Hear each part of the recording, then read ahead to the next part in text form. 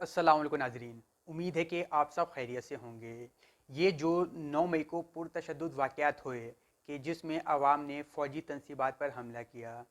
तो ये है कि जो लोग भी इस 9 मई के वाक़यात में मुलव्विस थे, तो अनकरीब जो है उनके ख़िलाफ़ जो है आर्मी एक्ट के तहत फ़ौजी अदालत में ट्रायल शुरू होने वाला है। तो ये कि अगर आप जानना चाहते हैं कि आर्मी एक्ट क्या है, फ़ौजी अदालतें कैसे क़याम होती हैं, या फ़ौजी अदालतों में जो ट्रायल है वो कैसे चलता है, या फिर ये कि फ़ौजी अदालतों में सिविलियंस का ट्रायल हो सकता है या नहीं, अगर आप इस हवाले से जानना चाहते हैं तो ऊपर लिंक दे दिया गया है, तो उसमें आप देख सकते हैं, मतलब सुन सकते हैं। तो ये कि जो रिकॉर्डिंग है इस वीडियो की, इसमें थोड़ा सा इशू है, तो ये कि अगर आप गौर से सुनेंगे और समझेंगे तो आपको तमाम तर चीज़ें क्लियर हो जाएंगी। तो ये है कि जो 9 मई के पुरतशद्दुद वाक़यात में जो लोग मुलव्विस थे, आर्मी एक्ट के तहत अनकरीब जो है उनके ख़िलाफ़ कार्रवाई शुरू होने वाली है। तो ये कि इस हवाले से जो एक्स MPA PTI थे और जो 16 अफराद हैं, उन्हें जो है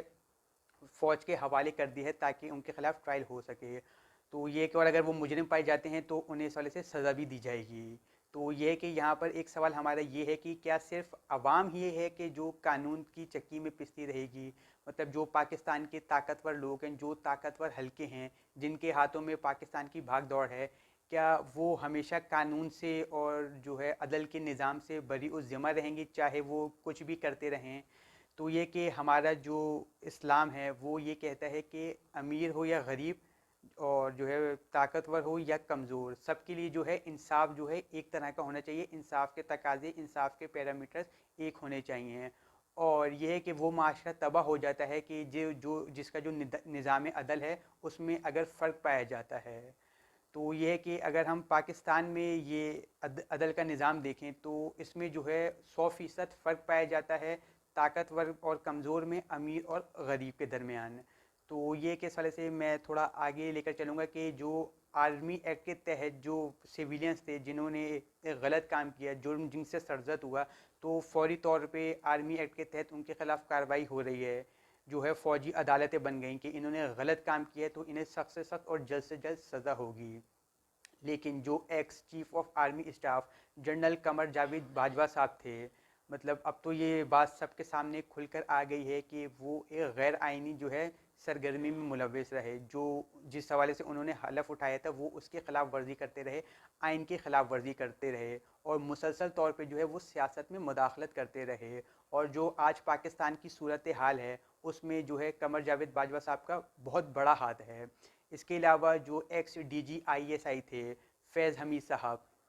उनके ख़िलाफ़ भी जो है बहुत सी चीज़ें खुलकर सामने आ गई हैं कि वो भी अपने हलफ की और आइन की ख़िलाफ़ वर्जी करते रहे। और ये जो अल कादिर ट्रस्ट केस है कि जिसमें 190 मिलियन पाउंड की जो है वो करप्शन सामने आई है, तो इसमें जो है वो PTI के अरकान भी शामिल हैं। इमरान खान साहब का भी इसमें नाम आया है, शहजाद अकबर, और भी PTI के जो लोग हैं उनका नाम सामने आया है। लेकिन हाल ही में अभी फैसल वावडा साहब ने जो है अपनी प्रेस कॉन्फ्रेंस की और उन्होंने बताया कि ये जो अल कादिर ट्रस्ट केस में जो करप्शन हुई है, इसका जो है सबसे ज़्यादा फ़ायदा जो है वो फैज़ हमीद साहब को हुआ है। तो मैं यहाँ पर ये सवाल रखना चाहूँगा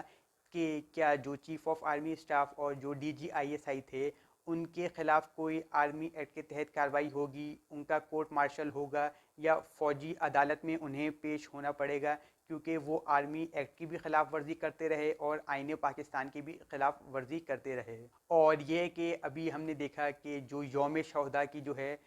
तकरीब हुई, उसमें जो है chief of army staff general Asim Munir साहब ने बाजवा साहब को अपने बराबर में बिठाया हुआ था। और जो है ये जो तकरीब थी उसको जो है इसको मुलाहिज़ा फरमाया जा रहा था उनकी जानिब से।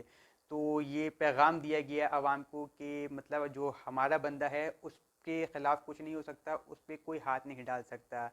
जो एक गलत मिसाल जो है आवाम के सामने सामने आई है, ये कि जो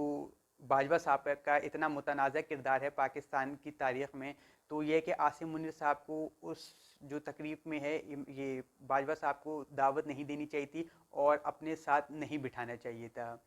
इसके अलावा जो है जो हमारी मौजूदा हुकूमत है PDM की, وہ بھی ایک غیر آئینی کام کر رہی ہے. الیکشن کروانے بنتے ہیں لیکن وہ نہیں کروا رہی, الیکشن مسلسل ڈیلے کیے جا رہے ہیں. کیا اس غیر آئینی اقدام پہ یہ جو حکومتی حکام ہیں یا جو حکومت کے لوگ ہیں ان کے خلاف کوئی کارروائی ہوگی؟ کیونکہ یہ بھی ایک غیر آئینی کام سر انجام دے رہے ہیں. لیکن جو قانون کی چکی میں اور جو انصاف کی چکی میں جو ہے پستی صرف عوام ہی ہے. کیا یہ کھلا تضاد نہیں؟ سب نے جو ہے 9 مئی کے واقعے کو لے کے وابیلا مچایا ہوا ہے اور ایک شور مچایا ہوا ہے کہ یہ جو 9 مئی کے واقعات ہوئے تھے یہ بہت غلط ہوئے تھے. اس چیز سے نہیں ڈینائی کیا جا سکتا, یہ بالکل غلط ہوا جو 9 مئی کو ہوا. اس کی جتنی بھی مذمت کی جائے اتنی کم ہے. لیکن کوئی اس پوائنٹ پر نہیں آ پا رہا کہ 9 مئی کے واقعات ہوئے کیوں. دراصل یہ 75 سال سے جو عوام کے اندر غم و غصہ بھرا ہوا تھا وہ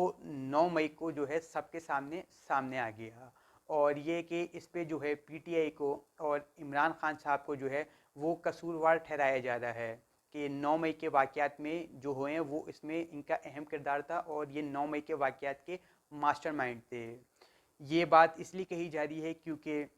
ووٹ آف نو کانفیڈنس کے بعد سے جو ہے عمران خان صاحب جو ہیں وہ فوج کے حوالے سے جو ہے یہ جو فوج کے لوگوں کے حوالے سے جو ہے وہ ترتیب کے ساتھ جو ہے بہت تیزی سے مسلسل بیانات دیتے رہے.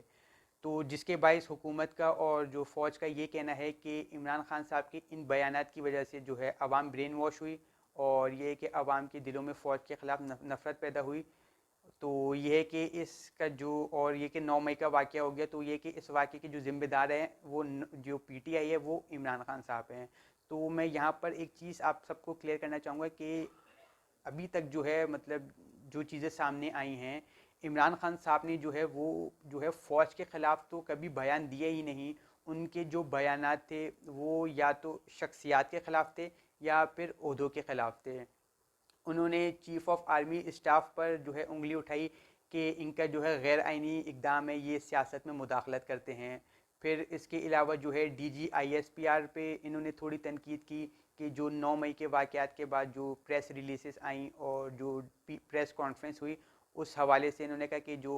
پی ٹی آئی پہ انہوں نے تنقید کی, عمران خان صاحب پہ تنقید کی, یہ غلط تنقید کی اور یہ جو ہے D G I S P R کا کام نہیں ہے. اس کے علاوہ جب عمران خان صاحب پر حملہ ہوا تو اس میں جو ہے انہوں نے فیصل نصیر صاحب پر الزام ٹھہرایا کہ ان جو عمران خان صاحب پر جان لیوا حملہ ہوا ہے تو اس میں جو ہے فیصل نصیر کا بھی ایک اہم کردار تھا.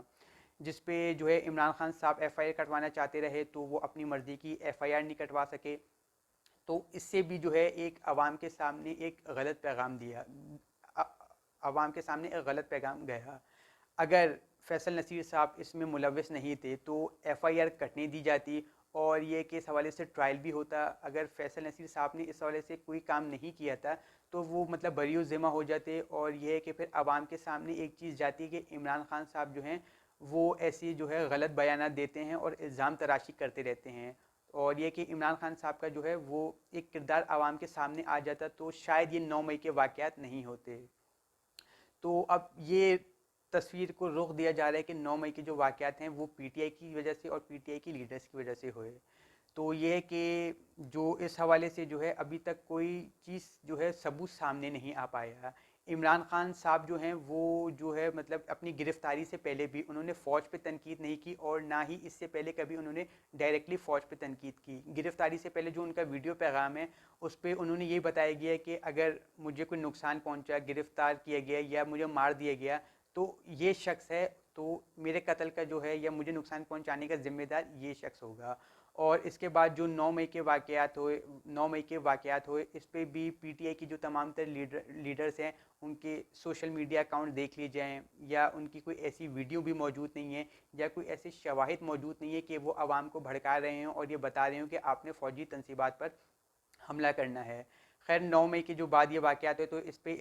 اس کا جو الزام ہے وہ عمران خان صاحب پہ تو اس لیے نہیں دیا جا سکتا کیونکہ وہ تو گرفتار تھے اور اس صورت میں وہ کوئی پیغام جاری نہیں کر سکتے تھے. لیکن رہی بات جو پی ٹی آئی لیڈرز کی تھی تو یہ کہ اس حوالے سے ابھی تک کوئی شواہد سامنے نہیں ہے کہ انہوں نے پیغام دیا ہو. یہ کہ البتہ ایک جو پی ٹی آئی کے خواتین کی کچھ آڈیو لیکس آئی ہیں کہ جس میں وہ کہہ رہی ہیں کہ آپ نے یہاں پر حملہ کرنا ہے اور اپنے لوگوں کو ڈکٹیشن دینا ہے. تو یہ کہ جو آڈیو لیکس ہیں ابھی تو ان کا جو ہے ایک متنازع کردار ہے پاکستان میں ہے. तो ये है कि अभी तो इस हवाले से इसकी जांच पड़ताल होनी चाहिए कि आया कि वो जो ऑडियो लीक्स थी वो सही थी या नहीं थी, इसकी पहले फॉरेंसिक करवानी चाहिए। क्योंकि आर्टिफिशियल इंटेलिजेंस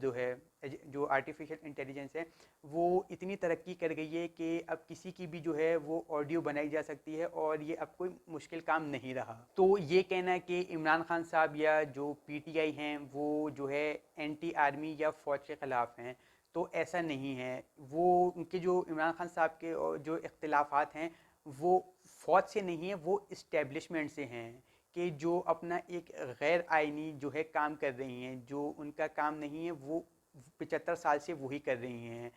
इस्टेब्लिशमेंट जो है वो डायरेक्टली और इनडायरेक्टली 75 सालों से जो है जो पाकिस्तान की सियासत में मुदाखलत कर रही है, और जो आज पाकिस्तान इस नहज पर पहुंचा है वो जो है वो इस्टेब्लिशमेंट के इसी मुतनाज़ किरदार की वजह से है। और ये जो 9 मई को वाक़यात हुए, ये जो आवाम ने कार्रवाई की, जो फ़ौजी तनसीबात पर हमला किया, ये भी वही गम व गुस्सा था इस्टेब्लिशमेंट के ख़िलाफ़ कि जो 75 सालों से उनका किरदार रहा है। क्योंकि अब आवाम को जो है ना बहुत चीज़ों की समझ आ गई है कि ये जो हमारे इदारे हैं वो इतने कमज़ोर क्यों हैं, ये जो हमारी अदलिया है वो इतनी गैर फ़ाल क्यों है, क्यों हमारे मुल्क में जो है जो गवर्नमेंट होती है या जो हुकूमती नुमाइंदे होते हैं वो अपना टेन्योर क्यों नहीं पूरा कर पाते। तो अब आवाम को बहुत सी चीज़ें समझ में आ गई थी, जिसके बायस जो है वो 9 मई का जो वाक़या है वो हम सबके सामने हो गया। तो ये कि अगर हम चीज़ों को देखें और समझें तो हमें पता चलता है कि इमरान खान साहब जो हैं वो फ़ौज के ख़िलाफ़ नहीं हैं, वो दरअसल इस्टेब्लिशमेंट के ख़िलाफ़ हैं। और ये कि अगर आप उनकी प्रेस कॉन्फ्रेंसेस या और भी जो उनके बयानात हैं वो उठाकर देखें तो उन्होंने कभी भी फ़ौज के ख़िलाफ़ कोई बयान नहीं दिया। उनके जो बयानात थे वो या तो शख्सियात के ख़िलाफ़ थे या फिर ओहदे पर फाइज लोगों के ख़िलाफ़। तो और ये कि अब जो है पीटीआई को कमज़ोर करने के लिए जो पीटीआई के जो लीडर्स हैं उनको मतलब फोर्स किया जा रहा है, उन पे उनको प्रेशराइज़ किया जा रहा है कि वो पार्टी छोड़ें, और ये कि वो पार्टी छोड़ भी रहे हैं। तो तकरीबन अब तक जो है वो तकरीबन 90-100 से ज़्यादा जो है वो पीटीआई की टिकटें जो पीटीआई की जो विकेट हैं वो गिर चुकी हैं। जो इनके लीडरान हैं उन्होंने जो है पीटीआई को छोड़ दिया है। बहुत से लीडरान ने तो जो है वो सियासत से ही किनारा कशी अख्तियार कर ली है। तो मतलब मैं ये है कि हम सबको पता है कि जो ये इनको प्रेशराइज़ किया जा रहा है इसके पीछे किसका हाथ है। तो ये है कि मैं इस पर यही कहना चाहूँगा कि जो पीटीआई को या इनकी लीडरान को जो है प्रेशराइज़ करने से या पीटीआई को कमज़ोर करने से, पीटीआई को तोड़ने से मसले का हल नहीं निकलेगा। आज ये काम पीटीआई ने किया है तो कल कोई और करेगा। इसका वाहिद हल यही है कि ये जो इदारे जो सियासत में मुदाखलत कर रहे हैं वो अपना जो आइनी काम करें, गैर आइनी जो उनका काम है उसको सर अंजाम ना दें। और ये जो कहा जा रहा है कि ये पीटीआई ने गलत काम किया है, इमरान खान ने एक गलत जो है लोगों को मतलब भड़काया, तो मोहतरम मैं इस पे यही चीज़ अर्ज़ करना चाहूँगा कि पीटीआई को बनाने वाले कौन थे, इमरान खान साहब को सियासत में लाने वाले कौन थे। अब तो ये चीज़ सामने आ गई है कि जब नवाज़ शरीफ साहब और बेनज़ीर भुट्टो साहिबा ने चार्टर ऑफ डेमोक्रेसी साइन किया था और ये जो ताकतवर हल्के इनकी अना पे चोट लगी थी कि ये लोग जो हैं मतलब वो साथ होके मतलब हमें हराने की कोशिश करेंगे, तो पीटीआई और इमरान खान साहब का जो क़याम है वो वजूद में आया था और पीटीआई बनाई गई थी ताकि इन दोनों को काउंटर किया जा सके। मतलब आपने जिस पार्टी को या जिस पार्टी लीडर को इतने साल पाला और मतलब इस मुकाम पे पहुंचाया, तो ये है कि एट द एंड उसी ने आपको डसा। तो ये है कि आप अगर इस तरह के गैर आइनी इकदाम करते रहेंगे तो ये इसी तरह होता रहेगा और ये चीज़ें आपके ख़िलाफ़ आती रहेंगी। और ये कि आज पीटीआई ने किया है कल ये काम कोई और करेगा। और ये जो बात कही जा रही है कि जो है पीटीआई ने जो है वो इस्टेब्लिशमेंट के ख़िलाफ़ जो है वो बयानबाजी की और जो है आवाम का जो है वो आवाम को ब्रेन वॉश किया और जो इस्टेब्लिशमेंट के ख़िलाफ़ जो है वो बयानात दिए। अगर हम माजी की तारीख़ उठा के देख लें तो जितनी भी सियासी जमातें हैं वो भी जो है इस्टेब्लिशमेंट पे तनकीद करती रही हैं। हमने ये बयानात भी सुने हैं कि आज तक जो है फ़ौज ने एक जंग भी नहीं जीती, या ये जब अभिनंदन को इंडिया के हवाले करने का वाक़या था उस हवाले से भी कहा जाता रहा कि जो बाजवा साहब है मतलब इनकी टांगें कांप रही थी और इनके माथे पे पसीना था। और ये कि आसिफ अली जरदारी साहब ने जो कहा कि आप लोग जो हैं वो एक थोड़े अरसे के लिए आते हैं, ہم لوگ ہمیشہ رہیں گے. اور جو فیض حمید صاحب جو ہے وہ تو بیچارہ کھڈے لائن لگا ہوا ہے, یہ بیانات بھی ہم سب کو یاد رکھنے چاہیے. اور اس کے علاوہ اور بھی جو ہے بیانات ہیں جو اس حوالے سے تھا کہ جو فوج ہے اس کو جو ہے یہ پلاٹس وغیرہ کا DHA کا جو ہے نہیں کرنا چاہیے کام, ان کو اپنا آئینی کام کرنا چاہیے, یہ سعد رفیق صاحب نے کہا تھا. اس کے علاوہ ہم سب کو یاد ہوگا کہ 1991 میں نواز شریف صاحب نے جو ہے اس وقت کے chief of army staff Mirza Aslam Beg اور اس وقت کے DGISI اسد درانی صاحب پر یہ الزام لگایا تھا کہ یہ لوگ جو ہیں مطلب فوج کے کوورٹ آپریشن کرنے کے لیے مجھے یہ اس بات پر قائل کر رہے تھے کہ جو ہمیں جو ہے وہ ہیروئن کی اسمگلنگ کرنی چاہیے تاکہ جو فوج کی جو کوورٹ آپریشنز ہیں ان کے اخراجات نکل سکیں. تو یہ ہے کہ اس طرح کی بیان بازی ماضی میں بھی ہوتی رہی ہیں اور حال میں بھی ہو رہی ہیں اور مستقبل میں بھی ہوتی رہیں گی, اور یہ تب تک ہوتی رہیں گی کہ جب تک آپ جو ہیں اپنا آئینی کام نہیں کریں گے اور سیاست میں مداخلت کرنا نہیں چھوڑیں گے. اور یہ جو ابھی صورتحال ملک میں ہمارے چل رہی ہے, جو افراتفری کی صورتحال ہے اور جو انارکی کی صورتحال ہمارے ملک میں رائج ہے, تو اس کا واحد حل صرف اور صرف الیکشن ہی ہیں. اگر ہم ان مسئلے مسائل کو حل کرنا چاہ رہے ہیں تو اس یہ ہے کہ فوری طور پر الیکشن کروائے جائیں اور عوام جو اپنا نمائندہ منتخب کرے اس کے ہاتھ میں جو ہے ملک کی بھاگ دوڑ دی جائے تاکہ وہ ان مسائل کو حل کر سکے, کیونکہ ان جو تمام مسائل کا جو حل ہے وہ الیکشن ہی ہے. اور یہ کہ الیکشن ہو کر بھی جو حکومت آئے گی وہ بھی مسائل تب تک نہیں حل کر پائے گی جب تک پاکستان میں سول اور ملٹری ریلیشنز صحیح نہیں ہوتے. شکریہ.